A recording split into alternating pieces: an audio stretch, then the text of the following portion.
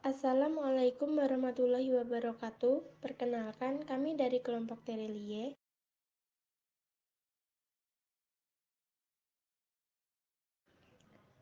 yang beranggotakan 1.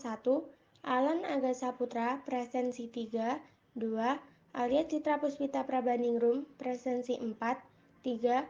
Andika Novakusuma, presensi 6, 4. Apriani Puspitasari, presensi 7, 5. Goldian Irfandi Danuartasani, presensi 17, 6. Muhammad Lutfi Arsianto, presensi 22, 7. Nasya Della Rizky Aprilia Putri, presensi 25, 8. Syafna Aulia Artiningrum, presensi 30.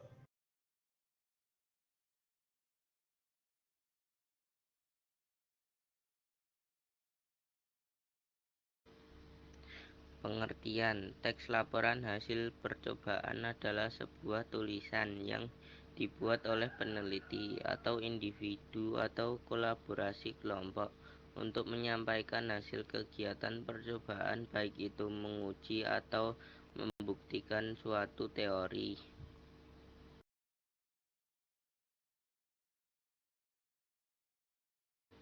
Tujuan dari teks laporan percobaan. Teks ini dibuat untuk memberikan informasi kepada orang lain mengenai hasil percobaan yang telah dibuat. Percobaannya dapat dilakukan secara mandiri ataupun kelompok.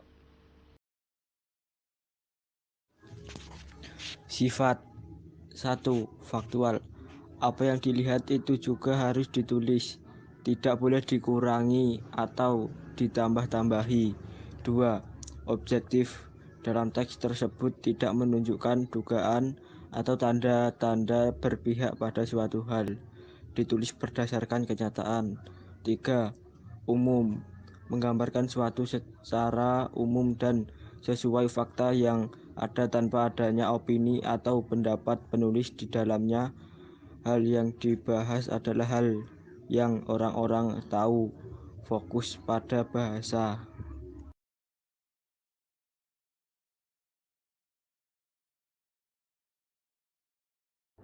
Struktur 1. Tujuan 2. Alat dan bahan 3. Langkah awal hingga akhir 4. Hasil percobaan 5. Kesimpulan.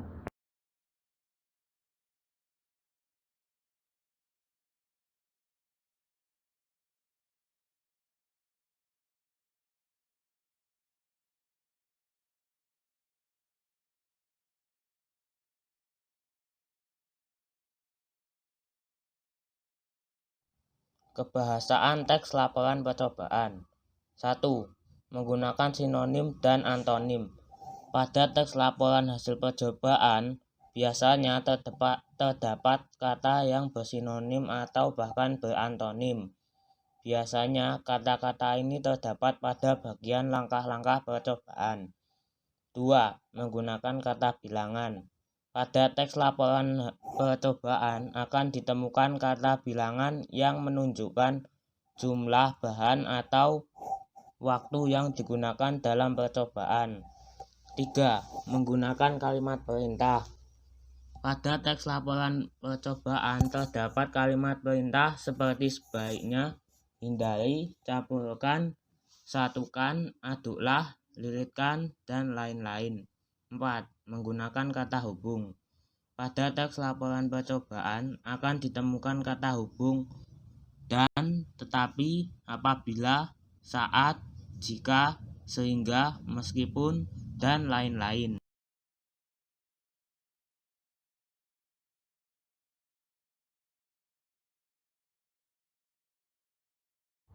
Ciri-ciri. Ciri-ciri teks laporan hasil percobaan. 1. Fakta. Sesuai yang sudah pasti dan dapat dibuktikan. 2. Lengkap. Dapat dipahami secara utuh. 3. Objektif. Disampaikan apa adanya. Contoh percobaan. 1. Pendahuluan. Latar belakang perkembangbiakan baik secara vegetatif, sebagian besar berasal dari salah satu bagian tanaman, misalnya berasal dari bagian batang, akar, daun, dan lain-lainnya. atau bisa juga disebut bibit.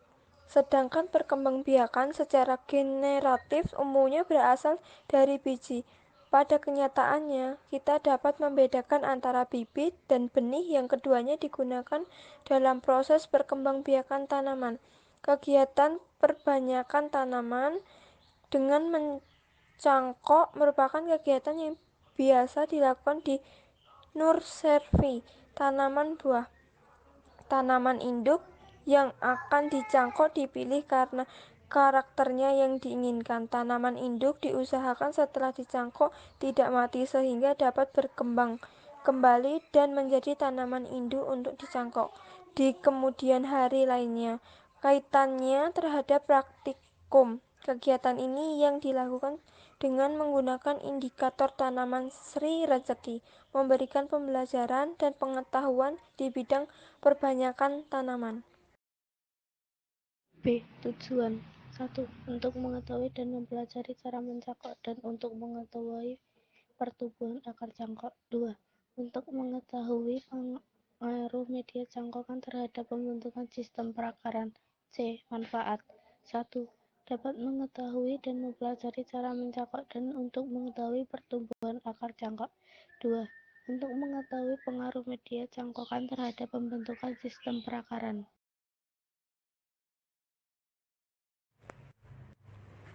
Tinjauan pustaka. A. Pembibitan dan perbanyakan tumbuhan berbagai jenis tanaman sama-sama berkembang biak, tapi tanaman berkembang biak dengan cara yang berbeda-beda. Perbanyakan tanaman juga memiliki beberapa jenis cara. Di antaranya adalah perbanyakan secara generatif maupun vegetatif. B. Definisi mencangkok. Mencangkok adalah cara memperbanyak tanaman di mana pembentukan akar pada calon tanaman baru terjadi ketika masih melekat pada tanaman induknya. Air dan mineral tetap diangkut melalui silem ke tunas atau cabang yang dicangkok. Dengan demikian, hasil perbanyakan dengan cara mencangkok lebih tinggi daripada hasil perbanyakan dengan stek. Ada dua macam cara mencangkok yang sering dilakukan pada tanaman tertentu. Menurut Ismiati Sutarto, tahun 1994, mencangkok tanaman adalah salah satu cara teknik memperbanyak tanaman buah dalam pot. Selain itu, kualitas buahnya sama dengan induknya dan juga pohonnya tidak terlalu tinggi. Tanaman yang bisa dicangkok antara lain adalah jambu, jambu air, mangga, sawo, dan lain-lain. Menurut pendapat Wilkins tahun 1991.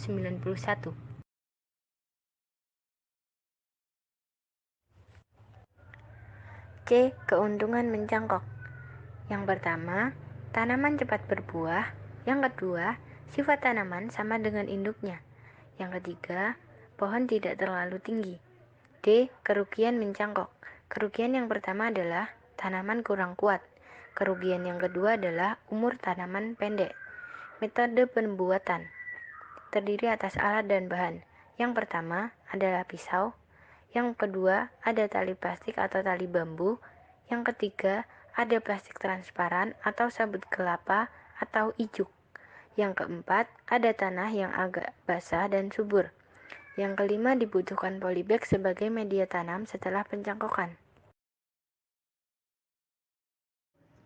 B. Cara kerja 1. Carilah dahan yang tidak terlalu besar dan tidak terlalu kecil. 2. Ukurlah dari batang pohon paling sedikit 10 cm. 3. Kupaslah kulit dahan yang akan dicangkok sekelilingnya dengan panjang kupasan kurang lebih 5 cm. 4. Setelah selesai dikupas, keriklah lendir atau kambium dengan perlahan agar kering. 5. Tutuplah hasil kupasan dengan tanah. 6. Selanjutnya, bungkuslah dengan plastik, lalu ikat kedua ujungnya agar tanah tidak jatuh. 7. Jaga kelembapan tanah dengan cara menyiramnya setiap hari. 8. Setelah banyak akar yang tumbuh, potong cabang atau ranting tersebut dan tanamlah di dalam tanah.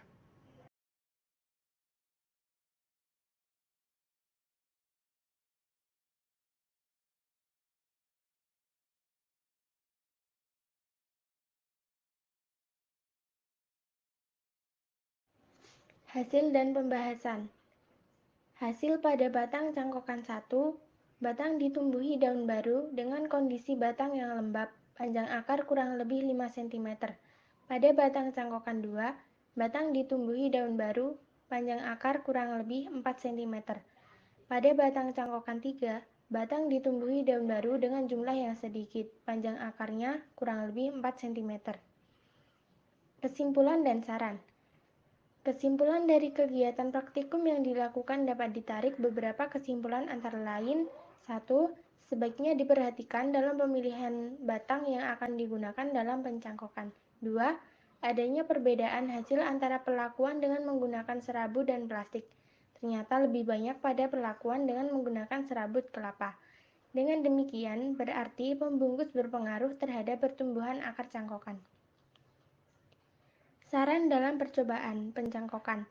Sebaiknya selalu diperhatikan kondisi tumbuhan yang dicangkok baik dalam hal panjang akar maupun kelembapan tanah dan juga harus diperhatikan ketelitian dalam percobaan agar mendapatkan hasil yang maksimal.